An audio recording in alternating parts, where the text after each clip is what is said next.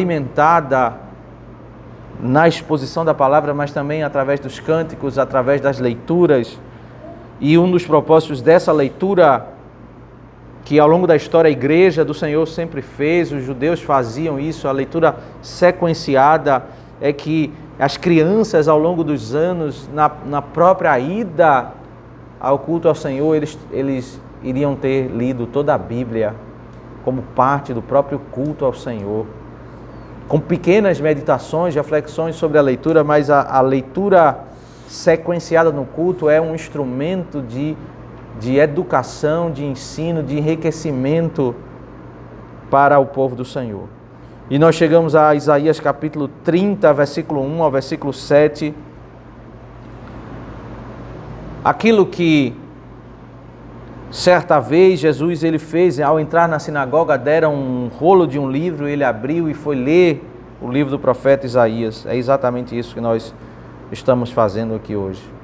Isaías capítulo 30 diz: ai dos filhos rebeldes, diz o Senhor, que executam planos que não procedem de mim, fazem aliança sem consultar o meu espírito, para acrescentarem pecado sobre pecado. Eles descem ao Egito sem me consultar, buscando refúgio em Faraó e abrigo à sombra do Egito.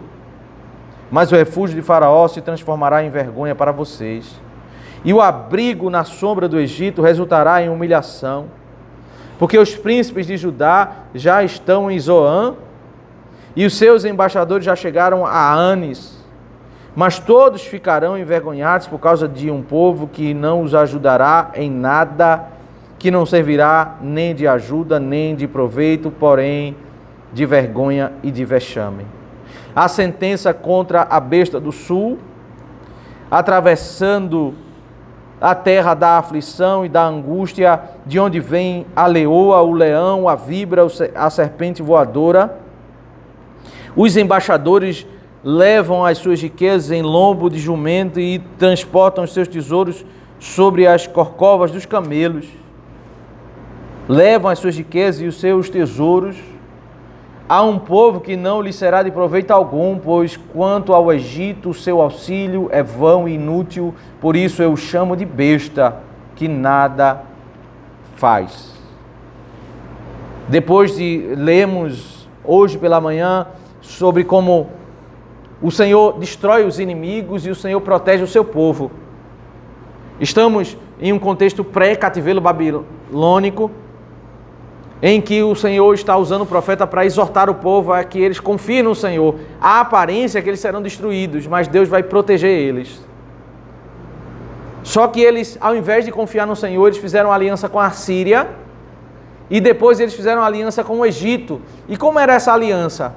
Eles pegavam os tesouros, boa parte do templo, levavam ouro, bens da terra de Israel para fazer um acordo com essas nações, para que essas nações pudessem proteger se uma nação inimiga, que é o Reino do Norte, a Síria, invadir o território de Israel.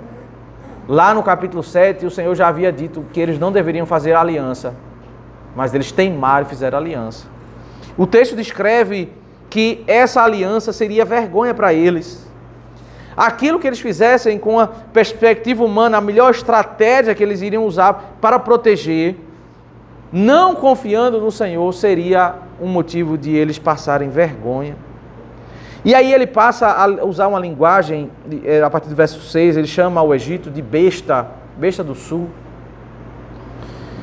onde os embaixadores de Israel, eles vão com animais, né? Fala de um camelo, aqui no lombo dos animais, eles estão levando os ouros, né? Os bens, para doar para o Egito, para fazer essa aliança. Eles vão perder as riquezas e não vão conseguir a proteção, porque o Senhor não está se agradando desse projeto, dessa aliança. E é interessante, meus irmãos, ao longo da história, toda vez que as pessoas ignoram os princípios da palavra de Deus para fazerem alianças, que pensam que estrategicamente essas alianças elas vão de fato melhorar a situação deles, eles terminam envergonhados. Vários exemplos estão ao longo da história, onde as nossas melhores ideias, os nossos melhores projetos, eles eles mais à frente eles vão se mostrar vergonhosos quando nós nos apartamos. O desafio era confiar no Senhor e permanecer um povo pequeno e não fazer alianças com pessoas iníquas, ou fazer aliança para acalmar o meu coração e apartar o meu medo, o medo da derrota. E eles fizeram aliança e foram envergonhados. É interessante a leitura do livro do profeta Isaías, Ezequiel, Daniel, esses três em particular, para o entendimento do livro do Apocalipse. Esse versículo 6 e versículo 7, de modo aqui muito claro, nos ensina um princípio, porque em Apocalipse vai fazer referência muito à besta que se levanta, e os estudiosos do Apocalipse, eles dizem exatamente isso, que João ele não quer escrever um livro enigmático. Ele está escrevendo um livro numa linguagem que é um estilo literário apocalíptico, que haviam várias literaturas da época apocalípticas, mas ele usa termos que quem conhece Isaías, Jeremias, Ezequiel, Daniel, vai conhecer a linguagem que ele está usando. Então, quando João usa a nomenclatura para fazer referência a uma besta e ele quer referenciar uma nação, ele está fazendo exatamente o que Isaías está fazendo aqui no capítulo 30. Uma besta, algo que parece ser poderoso. E ele explica no final do versículo 7, né? Pois quanto ao Egito, seu auxílio é vão e inútil, por isso eu o chamo de besta, que não faz nada. Parece poderoso, mas não tem condições de fazer nada. É assim que o Senhor vai descrever, né? A Roma, certamente João tem na sua mente ali a descrição de Roma, mas como um protótipo de uma grande nação que vai aparecer, né, nos últimos dias, que ele vai chamar do Reino da Babilônia. Ele está fazendo referência a uma nação lá do Antigo Testamento, a Babilônia.